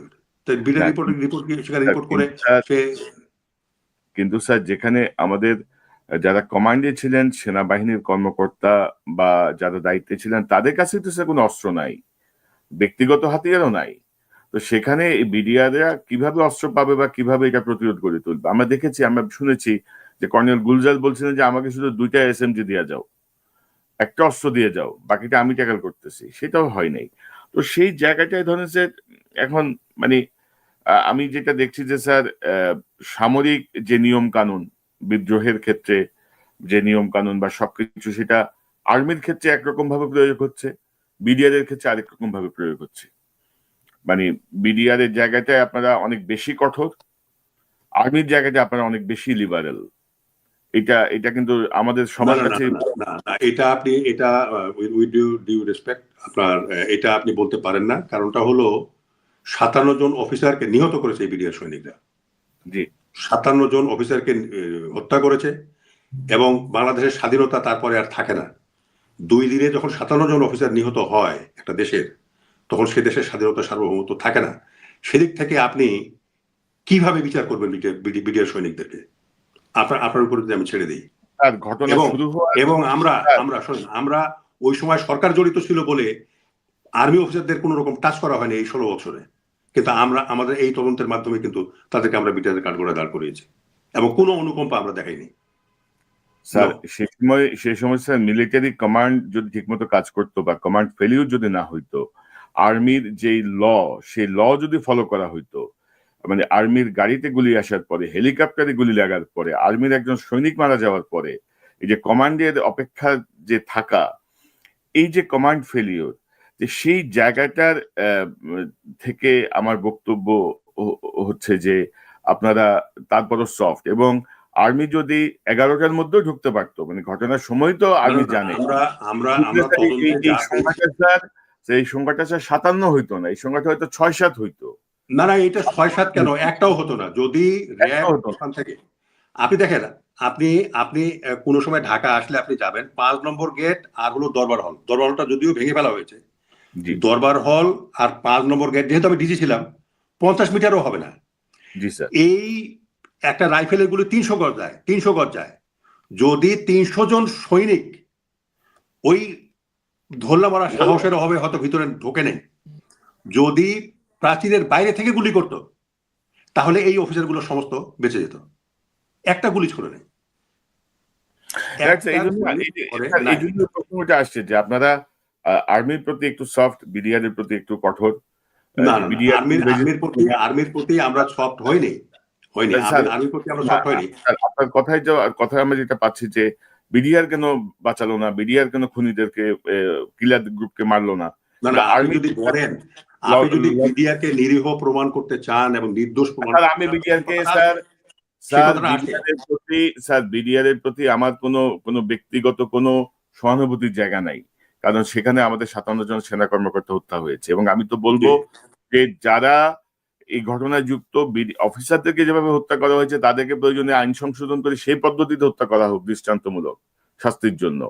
কিন্তু নিরীহ জায়গাটা, অর্থাৎ দুইটা বাহিনী তো স্যার, একটা বাহিনীর পুরোপুরি কঠোরভাবে আইন প্রয়োগ হচ্ছে, আরেকটা বাহিনীর আইন প্রয়োগের ক্ষেত্রে শিথিলতা। এটা তো আইন এখনো তো প্রয়োগ হয় নাই। আপনি আগাম বিদ্যমান আইন স্যার, বিদ্যমান আইন আপনি আগাম ছাড় দিচ্ছেন কেন? আমি তো বলছি আপনাকে as a chairman of the commission that আমাদের পক্ষে সাক্ষী যেটা পেয়েছি আমরা তার উপর ভিত্তি করে আমরা মতামত দিয়েছি। এরপরে যখন বিচারে যাবে এটা, তখন তো এর প্রকৃতি আলাদা হয়ে যাবে, আরো অনেক কিছু হবে, সেখানে আমরা সেখানে এখন মনে করেন আমি তো শোনেন, একটা কথা হলো আমি জানি যে ভারত দায়ী, কিন্তু আপনি প্রমাণ ছাড়া তো বলতে পারবেন না। তো আমাদের কাছে প্রমাণ এসেছে, তখন আমরা বলতেছি। এখন 16 বছর পরে সাক্ষী আপনি কোথায় পাবেন? সাক্ষী যতখানি আসছে তার উপর ভিত্তি করে করা হয়েছে। আমি আপনার কমিশনের রিপোর্ট বা সবকিছু মিলায় আমি তো প্রথমে বলছি যে আমি খুবই কনভিন্স যে 65 to 70% আমি হ্যাপি যে এরকম একটা রিপোর্ট হয়েছে, আপনার নেতৃত্বের কারণেই সেটা হয়তো সম্ভব হয়েছে।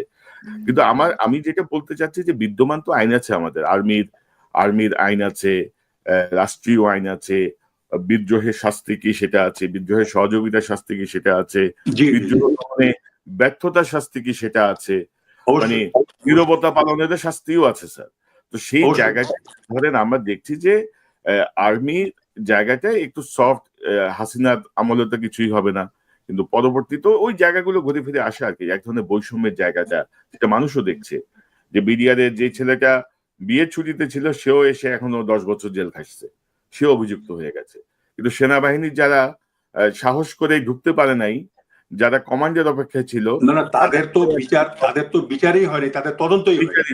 জি, আশা করি তদন্ত এবারই প্রথম হলো, এবং আমরা কাউকে ছাড় দেইনি, এটা আপনাকে আমি এশিওর করতে পারি। এবং আমরা ছাড় দেই নাই, এবং এইটারই বিচার এখন হবে। বিডিআর এর সৈনিকদের যা হবার সেটা তো হয়েছে, এখন হবে এইটা যে কেন এটা ফেল করলো সেনাবাহিনী, কেন এয়ারফোর্স, তাদের গানশিপ ছিল, হেলিকপ্টার গানশিপ ছিল, তাদের ফাইটার এয়ারক্রাফট ছিল, তারা বম্বিং করলে তো ওখানে এটা বিদ্রোহ দমন হয়ে যায়, করেনি, সেটা করেনি। এগুলো আমরা যা বলেছি, যখন কোর্টে যাবে, কোর্ট তো বিচার করবে না, হাকিম উনি নিজে বিচার করবেন না, আমাদের কথা তো শেষ কথা নয়, আরো অনেক বিষয় সেখানে রিভিল হবে। আর আমাদের এই রিপোর্টের উপরে যখন আপনার চার্জশিট ফ্রেম হবে, তখন পুলিশ আরো এটাকে ওয়াইডলি আপনার ইনভেস্টিগেট করবে, আরো করবে। তখন আমি আশা করি দেশের মানুষ যারা যেটা জানেন সেটা ওখানে গিয়ে পুলিশের কাছে বলবেন যে আমরা এটা জানি যে একে একে একে কম শাস্তি দেওয়া যাবে না। কথাটা হলো যে আমরা যতটুকু সাক্ষী পেয়েছি তার উপর ভিত্তি করে আমরা বলেছি। আর 16 বছর পরে যেখানে আলামত নাই, ওখানে লোক মরে গেছে, আপনি এমনও, আমরা এই যে চিফ ইলেকশন কমিশনার ছিলেন, কি নাম, এখন জেলে আছেন, ওনাকে যখন ডাকলাম, আওয়াল সাহেব, উনি বলেন যে আমার ডিমেনশিয়া হয়ে গেছে, আমি কোনো কিছু আমার খেয়াল নাই, যে আমার, উনি এসছেন কিন্তু ওনাকে ডেকেছি আমরা, উনি বলেন যে আমার নিজের নামেই আমি ভুলে যাই, আপনি জিজ্ঞাসা করলে আমি বলতে পারবো না কি পরিমাণ এই হলো অবস্থা। তো কাজে আমাদের এই যে মানে সাক্ষীর স্বল্পতা, আপনার প্রমাণের স্বল্পতা, এইগুলোকে আমরা অনেক চেষ্টা করে আমরা বের করে নিশ্চিত হয়ে যতটুকু বলা উচিত, এবং আপনি দেখবেন সবখানে কিন্তু সর্বোচ্চ শাস্তির কথা বলা হয়েছে, সর্বোচ্চ শাস্তি, মানে ওই আইনের সর্বোচ্চ যেটা শাস্তি সেটা কিন্তু বলা হয়েছে, যাতে ভবিষ্যতে কেউ এই ধরনের ষড়যন্ত্র করতে সাহস না করে। এখন তো এটা যদি বিচার না যদি করি আমরা, তাহলে বাংলাদেশের স্বাধীনতা থাকবে না, আমি এটা বলে দিলাম, সারা বাংলাদেশ পিলখানা হবে। আমি একটা হিসাব দিই আপনাকে, আপনাকে স্যার। হিসাব দিই, যেটা আমার কমিশনের মেম্বারকে আমি বলতাম মাঝে মাঝে। সেটা হচ্ছে, মনে করেন 3 জন চিফ অফ আর্মি স্টাফকে আমাদের শত্রু দেশ 3-5 15,000 কোটি টাকা ঘুষ দিল। 12 জন জিওসি আছে, 3 36,000 কোটি টাকা ঘুষ দিল, হলো 51,000 কোটি টাকা। আর 49,000 কোটি টাকা দিল পলিটিশিয়ানকে, আপনার মতো ডক্টর কনক সরোয়ারকে দিল, পিনাকিকে, ওই ইলিয়াস হোসেনকে দিল, আপনার পলিটিশিয়ানকে বিভিন্ন দলের, তারপরে র্যাবকে দিল, পুলিশকে দিল। হ্যাঁ, এই 1 লক্ষ কোটি টাকা বাংলাদেশ বিক্রি হয়ে যাবে, আমাদের আর্মি দাঁড়ায় থাকবে এবং প্রতিবেশী দেশ এসে আমাদের স্বাধীনতা হরণ করে নিয়ে যাবে, যেখানে আমাদের ইয়ারলি বাজেট 7 লক্ষ কোটি টাকার উপরে। স্যার 1 লক্ষ কোটি টাকা লাগবে না স্যার। আমরা যেটা দেখলাম স্যার, যদি বলে যে আমাদের বাহিনী রেডি আছে, এয়ারফোর্স রেডি, পদাতিক রেডি, এটা না হইলে ইন্ডিয়া ঢুকে যাবে বাংলাদেশে, এটাতে মানে হয়ে যাবে। আপনি বলেন একটা চিফ অফ স্টাফ, একটা চিফ অফ আর্মি স্টাফ আমরা এটা তার কাছ থেকে বের করতে পেরেছি, সেটার থেকে জন্য আমার মনে হয় আমরা ধন্যবাদের পাওয়ার যোগ্য। অবশ্যই সে বলতেছে যে যদি আমি পিলখানায় হস্তক্ষেপ করতাম তাহলে ভারতীয় বাহিনী এসে ঢুকতো এবং ফিরে যেত না। আরে ভাই, আমরা তো আসি যুদ্ধ করার জন্য, পারি না পারি আমাদের যুদ্ধ করতে হবে, দেশের জনগণকে সাথে নিয়ে যা আছে আমাদের তাই নিয়ে আমাদের যুদ্ধ করতে হবে। তাহলে একটা চিফ অফ আর্মি স্টাফ যদি ষড়যন্ত্রে জড়িত না হয়, এর কথা কি করে সে বলে যে ভারত ভিতরে ঢুকবে আর দখল করে নিবে আর ফিরে যাবে না? এই জন্য সে হেডকোয়ার্টার ছেড়ে যমুনাতে গিয়ে বসে আছে শেখ হাসিনার ওখানে। সে গেছে 12টায়, ফিরে এসে 6টায়। কত লজ্জাজনক, তাই না স্যার? কত লজ্জাজনক। অবশ্যই অবশ্যই ইউনিফর্মের সঙ্গে বিশ্বাসঘাতকতা, একেবারে একেবারে এর বিশ্বাসঘাতক, মির্জাফর। এদের শাস্তি যদি না হয়, এক্সাম্পলারি শাস্তি, তাহলে বাংলাদেশ টিকবে না, স্বাধীনতা টিকবে না। এই ইলেকশন নিয়ে আমার মনে হয় এগুলো নিয়ে আমাদের এত চিন্তা ভাবনা না করে বরং এই কি করে এদের শাস্তি দেওয়া যায় এই জিনিসটাই চিন্তা করা উচিত। আর একটা জাতীয় সরকার গঠন করে আরো 5 বছর দেশ এভাবে চলুক। স্যার আমি স্যার অনুষ্ঠান শেষ কি করবেন? স্যার 2টা প্রশ্ন, আমি একটা প্রশ্ন ভুলে গেছিলাম, যে আপনাদের এই তদন্ত কমিটির কার্যক্রমের জায়গায় 2-3টা অভিযোগ আমরা পেয়েছি, যে অনেকেই বলছেন, যেমন ধরেন ক্যাপ্টেন শাহনাজ, ব্রিগেডিয়ার হাসান নাসির, বা ওই দিন আমার সাথে বিডিআরের 1 নম্বর সাক্ষী পেশ ইমাম সাহেবের ওয়াইফ, তারা বলছিলেন যে আমরা যে সাক্ষ্যটা দিয়ে এসেছি, পরে যখন আমাদের কাছে আসছে আমরা দেখছি যে সেখানে অনেক কিছুই নাই, অনেক কিছুই সেখানে ইয়ে করা হয়েছে, মানে আমরা আবার সেটাকে আমরা বলছি, তারপর তারা নিছে, বা অনেকে নেয় নাই, অনেকে রেকর্ড করে নাই, অনেকে নোট নিছে। তো এই জায়গাটা কেন স্যার? এই জায়গাটা একটু। আচ্ছা, আপনাকে আমি একটা প্রশ্ন করি। প্রথমে আমি বলেছি যে আমরা শাহনাজকে ডেকেছি, আমরা মাহাকে ডেকেছি, আমরা হাসান নাসিরকে ডেকেছি। Hasan Nasir was not connected with BDR. জি। হাসান নাসির যখন বিডিআর কার্নেজ হয়, তখন তার আগে বা তার পরে চাকরি করেছেন কিনা আমি জানি না। হাসান নাসির বিডিআর এর হত্যার সঙ্গে বা ওই সময় বিডিআর এ তিনি চাকরি করেননি। তিনি আনিসুজ্জামান কমিশনে ছিলেন একজন মেম্বার হিসেবে, এবং সেখানে উনি বলেন যে আমি একটা নোট অফ ডিসেন্ট দিয়েছি। সেই নোট অফ ডিসেন্টটা হলো, এর ইতিহাস বলি, উনি জেনারেল জিয়াউর রহমানের শিক্ষকের কাছে গেছিলেন যে আমার কি লেখা উচিত। উনি একটা এই 8-10 শব্দের একই, কোনো দাড়ি কমা সেমিকোলন নাই, একটা শব্দ লিখেছেন, যেহেতু এটা এই ওই করে আমি এখানে করলাম, এটা আমার এই মুহূর্তে মনে নাই, এরকম একটা শব্দ উনি লিখে ওইখানে সিগনেচার করে উনি চলে আসছেন। এবং আমি আপনাকে বলি, আনিসুজ্জামানের কোর্ট অফ ইনকোয়ারিতে, মানে ওই কমিশনের ইনকোয়ারিতে কোনো সাক্ষীর স্বাক্ষর গ্রহণ করা হয় নাই। এবং আমি অনেক সাক্ষী, 1-2 জন সাক্ষীকে পেয়েছি, তিনি আশ্চর্য হয়েছেন যে আমার সাক্ষী ওখানে গেল কি করে, আমি তো সাক্ষী দেইনি। ব্যাপারটা বুঝছেন? এখন আমাদের ক্ষেত্রে কি হয়েছে, হাসান নাসিরকে আমরা সবচেয়ে শেষের দিকে ডেকেছি। উনি প্রথম থেকে যদিও দাবি করতেছিলেন যে আমাকে তো প্রথমেই ডাকা উচিত ছিল, তো ওনাকে আমরা প্রথমে ডাকবো কেন? উনি তো বিডিআর কার্নেজের সঙ্গে জড়িত নয়। ওই সময় যারা অফিসার ওখানে আটকা ছিলেন, যারা এসকেপ করে গেছে, যারা রেস্কিউ হয়েছে ওখানে, যারা আহত হয়েছেন, গুলি খেয়েছেন, সেই অফিসারগুলোকে আমরা প্রথমে ডেকেছি। উনি আনিসুজ্জামান কমিশনে ছিলেন, সেই কমিশনে উনি একটা নোট অফ ডিসেন্ট দিয়ে চলে গেছেন, এবং এক সময় এক পর্যায়ে এসে উনি নিষ্ক্রিয় হয়ে গেছেন। ওনার সময় আরেকজন মেজর জেনারেলকে নেওয়া হয়েছে। এখন প্রশ্ন হলো, উনি যখন বক্তব্য দিয়েছেন আমরা কেউ ইন্টারফেয়ার করিনি, যতক্ষণ খুশি উনি বক্তব্য দিয়েছেন। বক্তব্য দেওয়ার পরে যখন তার বক্তব্য 30 পেজ হয়েছে, 40 পেজ হয়েছে, তো ওইটাকে তো আপনাকে বললাম যে আমরা নিজেরা সদস্যরা, মানে সম্মানিত সদস্যরা, আমরা নিজেরা বসে ওটাকে আমরা কাটছাট করে আমরা মনে করেছি যে এই তার বক্তব্যের মধ্যে এই সারবস্তুগুলো রাখা উচিত, এটা রাখা উচিত নয়। তারপরে সেটা তার কাছে পাঠানো হয়েছে এবং তার স্বাধীনতা ছিল উনি আবার নতুন করে রিফ্রেম করে আমাদের কাছে পাঠাবেন, সেভাবে পাঠাচ্ছে, আমরা নিয়ে নিছি। এখানে ওনার বক্তব্য আছে, আপনি যদি চান ইউটিউবে আপনি শুনতে পারেন, ওইটা ওই আপনার রেকর্ড জি, করা আছে, এটা ভিডিও করা লজিক্যাল, আছে। এটা লজিক্যাল যে 4 ঘন্টার একটা ইন্টারভিউ থেকে আপনারা তো হাইলাইটস গুলাই নেবেন, হাইলাইটেড অংশগুলো জি যেটা জি জি নেবেন।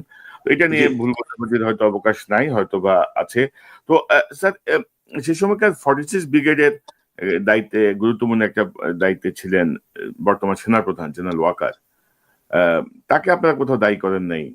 আচ্ছা, তাকে আমরা দায়ী করি নাই, কারণটা হলো উনি, ওনার র্যাঙ্ক ছিল মেজর এবং উনি একটা ইউনিটের 17 বেঙ্গল খুব সম্ভব, ওটার সেকেন্ড ইন কমান্ড ছিলেন, সেকেন্ড ইন 2IC, এবং তার সিও ওইখানে উপস্থিত ছিলেন এবং সিও কে কমান্ড করার জন্য ব্রিগেড কমান্ডার উপস্থিত ছিলেন। কাজে তার পক্ষে ওখানে একক সিদ্ধান্ত নেওয়ার কোনো কিছু ছিল না। একটা কোম্পানি নিয়ে তিনি প্রথমে গিয়েছিলেন ওখানে, এই এর বাইরে কোনো কিছু না। তো একটা, তার উপরে 2 টায়ারের কমান্ডার আছে, একজন ব্রিগেড কমান্ডার আছেন, তার কমান্ডিং অফিসার আছেন, তার নিচে উনি। ওনাকে আপনি কিভাবে নিয়ে আসবেন? তাহলে তো সব ওই ইউনিটের সব মেজরদেরকে শাস্তি দিতে হয় বাংলাদেশে, ইউনিট যারা আছে। আমরা কোনোখানে অবিবেচক হয়নি। উনি এখন চিফ অফ আর্মি স্টাফ, এখন অনেকেরই উনি বিধায়ক ভাজন হয়েছেন, অনেকে চান যে ওনার শাস্তি হওয়া উচিত, কিন্তু কথাটা হলো উনি ওই সময় ওনার রোল কি ছিল সেটা তো বিবেচনায় নিতে হবে। Right sir. তো জি আমরা তো অনুষ্ঠানের শেষ দিকে, ধরেন স্যার, আপনি যদি বারবার বলছিলেন যে বাংলাদেশ পলাশী হয়ে যাবে যদি আমরা এই জায়গাগুলো ঠিক না করি, এবং আমি ব্যক্তিগতভাবে মনে করি আমাদের সেনাবাহিনী যদি ঠিক হয় পুরো বাংলাদেশ ঠিক হয়ে যাবে। এবং আমরা ঠিক। কিন্তু 2007-এর 1/11-এর আগ পর্যন্ত আমরা কিন্তু স্যার খুব আস্থায় ছিল আমাদের সেনাবাহিনী। জি যে জি কোনো সমস্যায় যে কোনো জায়গায় সেনাবাহিনী উপস্থিত মানে আমরা ধরে নিতাম যে ইটস ওকে, যান, এখন আর কোনো জি জি সমস্যা হবে না। কিন্তু জি এই মনিনিউ আহমেদের হাত ধরে, হাসিনার হাত ধরে সেনাবাহিনী যে একটা, আমি বলবো যে একটা ক্ষতিগ্রস্ততার একটা চূড়ান্ত পর্যায়ে অতিক্রম করেছে 5ই আগস্ট পর্যন্ত। তো জি জি জি সেনাবাহিনীকে তার মরাল জায়গাতে স্ট্রং করার জন্য, সেনাবাহিনীর এই যে কমান্ড ফেলিউরের যে জায়গাগুলো আমরা দেখলাম সেটি থেকে বের হয়ে আসার জন্য, সেনাবাহিনীকে যে লোভী বানানো হয়েছে সে লোভ থেকে বের হয়ে আসার জন্য আপনি একজন আমরা কি সাবেক, করেছি, আমরা কি করেছি, আপনি আমাকে প্রশ্ন করেন আমরা কি জি, করেছি। জি, আপনারা কি আমরা করেছেন? অনেক সুপারিশ দিয়েছি, আমরা জি, অনেক সুপারিশ দিয়েছি সেনাবাহিনীকে কিভাবে ডিসিশন নেওয়ার যে স্বাধীনতা সেটা কিভাবে দিতে হবে, তারপরে আপনার লফুল কমান্ড, আনলফুল কমান্ড, এই বিষয়গুলো কি করে পাঠ্যক্রমে অন্তর্ভুক্ত করা যায়। এবং ওইটা শুধু নয়, ডিজিএফআই এর ব্যাপারে, এনএসআই এর ব্যাপারে, আপনার আপনার ইন্টেলিজেন্স অর্গানাইজেশনের ব্যাপারে, পুলিশের ব্যাপারে, আপনার প্রশাসনের ব্যাপারে, বিজিবির ব্যাপারে, আমরা সবখানে কিন্তু আমাদের মানে ইয়ে রেখেছি, প্রভাব আমরা রেখেছি, সবখানে আমরা কিন্তু সুপারিশ করেছি। আরো সুপারিশ করা যেত যদি আমরা আরো সময় পেতাম, আরো সময় যদি আমরা পেতাম তাহলে আমরা অনেকের সঙ্গে ডিসকাস করে বসে আমরা কিন্তু সিদ্ধান্ত দিতে, কিন্তু দেখলাম যে এমনিতেই 11 মাস হয়ে গেছে, মানুষ অস্থির হয়ে গেছে যে এটা রিপোর্ট মানুষে চায়, কিন্তু আমাদেরও তখন হাত বাঁধা যে রিপোর্ট না দিলে এদিকে ইলেকশন চলে আসতেছে, কোন সরকার আসে কি হয় না হয়, শেষ পর্যন্ত আমাদেরকে ওগুলো বাদ দিয়ে তখন এগুলো করা। বাট আমরা বাংলাদেশের সবার জন্য, সে আপনি সিভিল প্রশাসন বলেন, বিজিবি বলেন, পুলিশ বলেন, র্যাব বলেন, আর্মি বলেন, নেভি বলেন, এয়ারফোর্স বলেন, সবার ব্যাপারে আমরা সুপারিশ করেছি। জি, এবং স্যার খুবই এবং ভালো আপনি খুশি সুপারিশ, হবেন সেই সুপারিশগুলো যদি আপনি কোনোদিন পড়েন। এবং স্যার খুবই ভালো সুপারিশ, এবং আপনারা সশস্ত্র বাহিনীর ব্যাপারে যে সুপারিশ করেছেন আমি দুটো লাইন একটু পড়ে শোনাতে চাই আমাদের দর্শকদের জন্য। জি আপনারা বলছেন যে সশস্ত্র বাহিনী দেশের স্বাধীনতা ও সার্বভৌমত্বের প্রতীক হওয়া সত্ত্বেও বিডিআর হত্যাকাণ্ড প্রতিরোধে চরমভাবে ব্যর্থ হয়েছে। জি এই ব্যর্থতা সিংহভাগ দায়ভার সেনা নেতৃত্বের উপর বর্তালেও সার্বিকভাবে এই ব্যর্থতার দায় পুরো সেনাবাহিনীর উপরই বর্তায়। জি সশস্ত্র বাহিনীকে ভবিষ্যতে এরূপ ব্যর্থতার দায়ভার থেকে বাঁচানোর জন্য নিম্নবর্ণিত সুপারিশ করা হলো। 5, 6, 7, 8টি মতো সুপারিশ আপনারা করেছেন, জি এবং আপনাকে আপনাকে আপনার প্রতি কৃতজ্ঞতা এবং আপনাকে কনগ্রেচুলেশনস, অভিনন্দন যে আপনি খুব স্পষ্টভাবে লিখেছেন। এই জায়গাটাই আসলে স্যার আমরা আপনার কাছে চাচ্ছিলাম। এবং আপনি জানেন যে কমিটির ব্যাপারে আমাদের আপত্তি ছিল, তারা প্রথমে কমিটি করতে চাইছিল, পরে আমরা কমিশন চাইছি, আমরা আপনাকে চেয়েছি, আমরা বলেছি যে আপনি আপনি থাকলে আমরা মনে করি যে একটা জায়গা, একটা কমান্ডের যে জায়গাটা, সেই জায়গাটা আমরা একটু ভরসা করতে পারি। কারণ পদুয়ার রোমারির সময় বিডিআরের ডিজি হিসেবে আপনার যে ভূমিকা, সেটা আমরা দেখেছি। বিভিন্ন সময় আপনার যে স্ট্রেট কাট ভূমিকা, সেটা আমরা দেখেছি। এবং আমি শেষ দিকে আমি বলবো, আমি ওদিন একটা অনুষ্ঠানে শুনছিলাম যে আপনার বক্তব্য যে বিডিআর রোমারির ঘটনার পরে আপনাকে আসলে অকালীন অবসর দেওয়া হয়েছে। আমরা বর্তমান সরকার এবং যারা প্রশাসনে আছেন, সেনাবাহিনী যারা বিবেচনা করছেন অনেক কিছু, তাদের কাছে অনুরোধ করবে যে আপনাকে যে অকালীন অবসর দেওয়া হয়েছিল, সেই জায়গাটা বিবেচনা করে আপনাকে সম্মানের সাথে যেন তারা এই বিষয়টা পুনর্বিবেচনা করেন। আপনার শেষ মন্তব্য জানতে চাই, আপনার যদি কোনো কথা থাকে স্যার। ধন্যবাদ। আমার শেষ মন্তব্য একটাই হবে, আপনার মাধ্যমে আমি সরকার এবং দেশবাসীর কাছে আবেদন জানাতে চাই। সেটা হলো যে এই যে তদন্ত আমরা সাবমিট করেছি, এর বিচার হতে হবে এবং দেশবাসীরও এক দায় আছে, আপনাদেরও দায় আছে সবার। এই বিচার যাতে হয়, সবাইকে আমাদের সোচ্চার হতে হবে, শান্তিপূর্ণভাবে সোচ্চার হয়ে এই বিচার যাতে হয় এটা নিশ্চিত করতে হবে। তা না হলে আমরা ভবিষ্যতে কিন্তু স্বাধীন থাকতে পারবো না। এটা শুধু পদুয়াতে আমাদের শত্রুরা, এই আপনার পিলখানাতে আমাদের শত্রুরা এটার একটা ডেমনস্ট্রেশন দিয়েছে, অনুশীলন করেছে, ডেমনস্ট্রেশন দিয়ে তারা সাকসেসফুল হয়েছে। এরপরে কিন্তু সারা দেশকে তারা পিলখানা বানিয়ে ছাড়বে এবং সেখানে পলাশির পুনরাবৃত্তি হবে। কাজেই আমাদের মানে ভবিষ্যৎ প্রজন্মের জন্য, আমাদের দেশকে স্বাধীন সার্বভৌম রাখার জন্য, বিশ্ব সভায় আমাদের মাথা তুলে দাঁড়াবার জন্য, যাতে আমরা দাঁড়িয়ে থাকতে পারি, এই বিচার হতে হবে, এর কোনো বক্তব্য নাই। জি, মেজর জেনারেল ফজলুর রহমান সাহেব, আপনাকে অসংখ্য ধন্যবাদ স্যার, আপনি সময় দিয়েছেন। আমরা অনেক খোলামেলা কথা বললাম, অনেক বিষয় নিয়ে আপনার কাছে জানতে চাইলাম এবং আপনি চমৎকার ভাবে কিছু আমি কিছু কিছু উত্তরে আপনার সন্তুষ্ট। আমার মনে হয় যে আমাদের দর্শকরা বিষয়টি অনুধাবন করতে সক্ষম হবেন। আপনাকে অসংখ্য ধন্যবাদ। নিশ্চয়ই আমরা স্যার, আপনি ভবিষ্যতেও আমার অনুষ্ঠানে আসবেন, আমরা বিভিন্ন বিষয় নিয়ে কথা বলবো। আমরা জানতে চাই আপনার কাছ থেকে অনেক কিছুই স্যার। আপনাকে অসংখ্য ধন্যবাদ। আপনাকেও ধন্যবাদ। দর্শক, এতক্ষণ যারা এই অনুষ্ঠান শুনছিলেন, নিশ্চয়ই আপনি আলোচনা মর্মার্থ উপলব্ধি করতে সক্ষম হবেন। বিডিআর বিদ্রোহের নামে যে হত্যাকাণ্ড, একটি স্বাধীন তদন্ত কমিশন তার রিপোর্ট দেওয়ার পরে তার সম্মানিত চেয়ারম্যান কথা বললেন আমাদের সাথে সেই রিপোর্টের খুঁটিনাটি অনেক বিষয় নিয়ে। আরো অনেক প্রশ্ন আছে, হয়তো আরো অনেক প্রশ্ন হয়তো আসবে। এই বিষয়গুলো নিয়ে আমরা ভবিষ্যতে পর্যালোচনা করব। তবে মানে মোটা দাগে যদি আমরা বলি, আমাদের বাংলাদেশকে ঠিক করতে হলে আমাদের সেনাবাহিনীকে ঠিক করতে হবে। সেনাবাহিনীর এই জায়গাটায় আমাদেরকে আরো মনোযোগী হতে হবে। কারণ হাসিনা তার ভারতের স্বার্থে বাংলাদেশ সেনাবাহিনীকে একেবারে দুর্বলতম একটা বাহিনীতে পরিণত করতে চেয়েছে। সেনাবাহিনীকে বিভিন্নভাবে ক্ষতিগ্রস্ত করেছে এবং বিডিআর এর মাধ্যমে তার ক্ষমতায় আসার পরে 2009 সালে তার ক্ষমতায় আসার 2 মাসের মাথায় যে ঘটনা ঘটিয়েছে সেখান থেকে সূচনা, এবং গত 15 বছর ধরে এই চেষ্টাই ছিল তার সেনাবাহিনীকে ধ্বংসের মুখোমুখি নিয়ে যাওয়া, ধ্বংস করে দেয়া। তো আমরা চাই যে ডক্টর ইউনূস নির্বাচনের আগেই, তার থাকাকালীন সময় তিনি এই বিডিআর কমিশনের রিপোর্টে ভারতের সংশ্লিষ্টতার যে বিষয়টি আছে সেটি তিনি আন্তর্জাতিক মহলকে অবহিত করে তার একটা প্রতিকারের ব্যবস্থা করবেন, যেন ভবিষ্যতে ভারত এই জাতীয় কোনো দুঃসাহস করতে না পারে, বাংলাদেশের দিকে যেন চোখ তুলে না তাকাতে পারে। আন্তর্জাতিক যে নিয়ম সেটি যেন তারা মেনে চলে। এখনো সীমান্তে হত্যাকাণ্ড চলছে, সেই জায়গাটা বন্ধেও ডক্টর ইউনূসকে আমি মনে করি যে একটা কার্যকর পদক্ষেপ নিতে হবে এবং সর্বোপরি এমন একটা ব্যবস্থা করে দিয়ে তিনি যেন এই বিডিআর তদন্ত কমিশনের যে রিপোর্ট, সেই রিপোর্ট যেন কোনো রাজনৈতিক নেতৃত্ব এসেও যেন কোনো ম্যানিপুলেট করতে না পারে, কোনো উল্টা পাল্টা কিছু করে যেন এই বিচারকে ক্ষতিগ্রস্ত করতে না পারে। এবং এই কমিশনের রিপোর্টে অনেকেরও নাম আসেনি এখনো, যারা অভিযুক্ত হতে পারে, যাদের বিচার হওয়া উচিত। আমরা মনে করি যে তাদেরকেও এই বিচারের আওতায় আনতে হবে। তার জন্য আমাদেরকে সহজ এবং দ্রুত সিদ্ধান্ত নিতে হবে। দর্শক, এই চ্যানেলটি সাবস্ক্রাইব করে আমাদের পাশে থাকুন, এই চ্যানেলের মেম্বারশিপ নিয়ে আমাদের পাশে থাকুন। আবারও দেখা হবে ইনশাল্লাহ। আসসালামু আলাইকুম।